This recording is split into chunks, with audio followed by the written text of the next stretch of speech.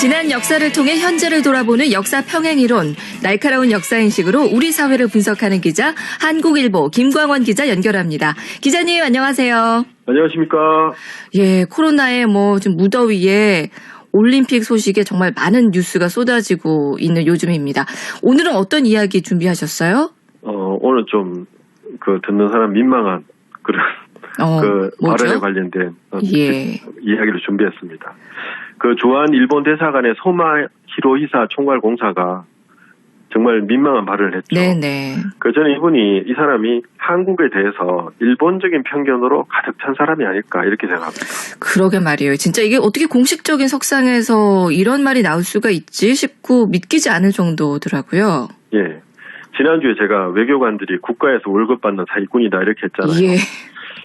근데 보면 특히 한일 간에는 외교와 관련해서 사기 사건이 많았습니다. 좀 멀리 가서 조선통신사를 예로 들면 일본은 조선을 통해서 다양한 소식을 얻고요. 또 자국의 소식을 넓은 세상에 전하려는 목적으로 통신사를 초청했습니다. 근데 막상 백성들에게는 조선 사람들이 조공을 바치러 왔다 이렇게 속였거든요. 헐. 참고로 조선통신사가 일본 한번 들어가면 일본 한 해 세금의 10% 정도가 이 접대 비용으로 쓰였을 정도로 큰 행사였습니다. 이야, 국가적인 행사까지 왜곡을 했었네요. 그럼 우리나라에 대해서 일본인들이 가진 그 편견의 뿌리가 아주 오래되고 깊다는 이야기도 될 것 같습니다. 그러니까 역사적인 인식에서 너무 큰 차이가 보일 때가 많죠. 예. 이용수 할머니는 이게 한일 상관없이 청소년들에게 올바른 역사를 가르치고 싶다 이렇게 말씀하셨는데 현재는 거의 불가능해 보입니다. 네. 근데 만약에 일본 청소년을 한국에서 한 10몇 년쯤 살게 하면 어떨까 하는 생각이 어떻게 들더라고요. 이 선비와 학문의 전통의 나라잖아요, 우리나라가. 그렇죠. 여기에서 사실에 충실한 역사를 배우게 되면 달라지지 않을까 그런 생각을 했습니다. 예. 우익 정부에다가 우익 단체, 감정과는 좀 또 왜곡된 팩트에 굉장히 또 경도된 혐한론 서적들이 베스트셀러가 되는 분위기가 또 있으니까 이런 분위기에서는 정확한 사실을 배우는 게 매우 힘들죠. 그렇죠. 한국과 일본을 비교적 객관적으로 볼 기회를 가졌던 이들이 있습니다. 바로 식민지 조선에서 태어난 일본 아이들이었습니다. 우선 당시에 일본인들이 가지고 있던 조선인에 대한 어떤 인식을 살펴봐야 되는데요. 가장 정확한 자료는 1894년에 나온 조선잡기입니다. 조선잡기. 저는 이 책이 혐한 서적의 원류가 아닐까 이런 생각이 듭니다. 이 책에서 묘사한 조선을 간단하게 말하면 조선은 야만 국가였습니다. 이야, 어떻게 그렇게까지 매도를 할 수가 있었을까요? 진짜 너무 고약한데요? 네.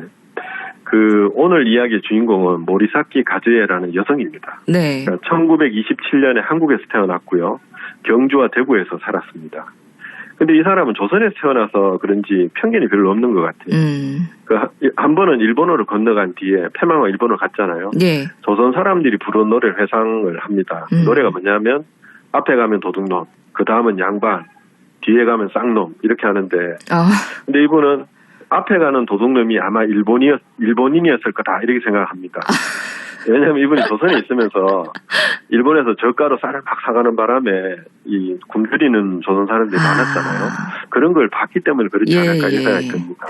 그러게요. 그러니까 자국이 아니라 한국에서 살면서 이런 생활상들을 다 봐왔기 때문에 비교적 정확한 판단을 할 수 있었던 것 같아요. 지금 일본이 무조건 잘하고 있다 이렇게 믿는 세대와는 전혀 다르네요. 그렇죠. 많이 다르죠. 예. 이분이 또 중학생이 되면서 세상에 관심이 또 많아졌습니다. 이와 관련해서 동기나 선배들과 다양한 이야기를 나누는데 그걸 일기에 기록해 두거든요. 네. 이즈음에 상급생 한 명이 학년이 높은 여학생 한 명이 교토와 나라에 수학여행을 다녀와서 후배들한테 그 이야기를 합니다. 근데 이제 조선에서 나고 자란 이 일본 아이들은 조선에 대한 내지인들의 일본인들 인식을 비웃었습니다. 그리고 또 소녀들이 이구동성을 이렇게 말합니다. 나는 일본어로 시집가지 않겠어 이렇게 말합니다. 어머나, 일본인인데 그 일본인의 입장에서도 그렇게까지 일본이 싫을 수가 있나 보네요. 일본이 자기 문화의 그 근본이고 할 텐데. 그렇죠. 근데 이제 다 들어보니까 조선 여기에 비해서 굉장히 봉건적이다 이런 생각을 했던 것 같아요. 네네. 서로 이제 많은 대화를 나눠봤겠죠. 네. 그래서 이제 그 과정에서 우리가 살고 있는 여기하고 일본이 많이 다르구나 이렇게 생각했습니다. 근데 사실 이게 틀린 생각이 아니에요. 그렇죠. 일본인도 그렇게 생각했거든요. 예. 왜냐하면 일본인들은 네이지 일본인들이 어떻게 생각했냐면 그 식민지에서 나고 자란 일본 여성에 대해서 가정적이지 않다. 본토의 시부모를 모실 줄 모른다. 너무 발랄하다 이런 식으로 평가를 많이 했습니다. 그래서 조선 태생 여성을 신부로 만든 걸 꺼렸습니다. 그러니까 조신하지 못하다고 본 거죠. 좀 그 조신한 전통적인 일본 여성상이 아니라 조금 깨어있는 이런 분위기였나 보네요. 그렇죠. 예.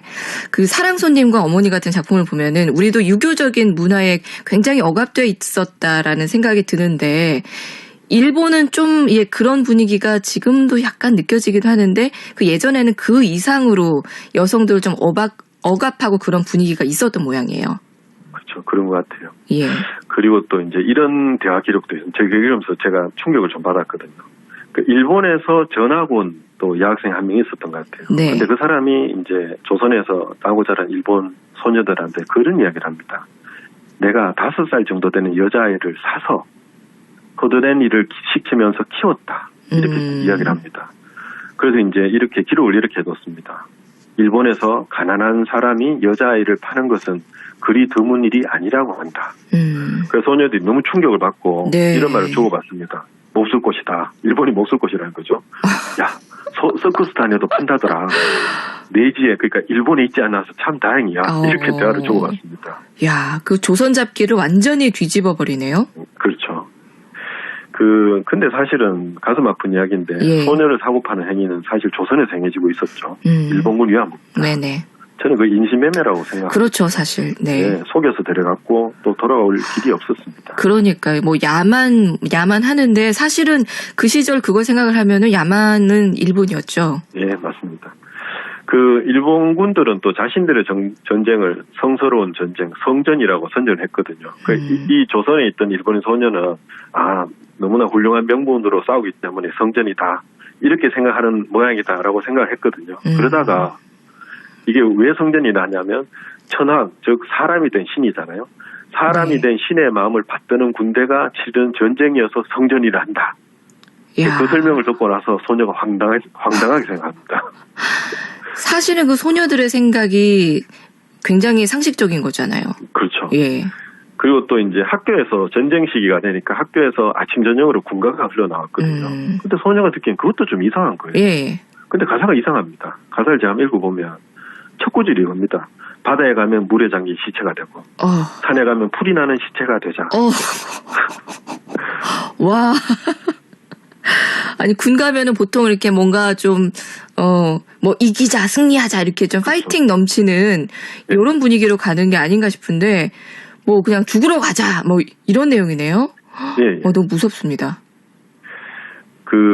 이게 그냥 군가 항복이지만 사실은 일본 문화의 핵심이 담겨 있습니다. 일본 하면 사무라이잖아요. 예. 무사도를 빼놓을 수 없는데 도쿠가와 막부 시대의 무사 필독서가 부도 쇼신슈라는 책이거든요. 네. 무도 초심집 이래 됩니다. 근데 그 책에 무사도를 이렇게 설명했습니다. 무사란 설날 아침 첫 숟가락을 들 때부터 금음날 저녁까지 밤낮으로 죽음을 마음에 두는 것을 제일로 받들어야 한다. 정말 받아들이기가 이해하기가 너무 어려운 정서인데 예. 그 아무리 일본인이었어도 그런 일본 문화에서는 조금 떨어져 있었던 한국에서 나고 자란 소녀들한테는 정말 이상하게 들렸을 것 같아요. 그렇죠. 그래서 저는 이제 좀 정리하자면 이번에 망언을 쏟은 외교관은 너무 일본적인 분위기와 일본적인 교육만 받아서 세계가 어떻게 돌아가는지 잘 모르는 사람이 아닐까 이런 생각이 듭니다. 네네. 사실 이런 일본이 적지 않습니다. 옛 소녀들처럼 냉정하고 객관적으로 스스로를 돌아보는 사람이 많아져야 일본이 건전한 세계 시민의 일원이 될 수 있을 것이다. 이렇게 생각합니다.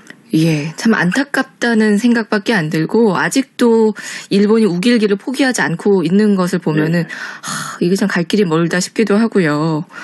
예, 좀 이 편견들이 빨리 좀 우리가 나서서라도 깰 수 있었으면 하는 바람 가져봤습니다. 네, 기자님 오늘 말씀 잘 들었습니다. 예, 감사합니다. 역사평행이론 한국일보 김광원 기자와 함께했습니다.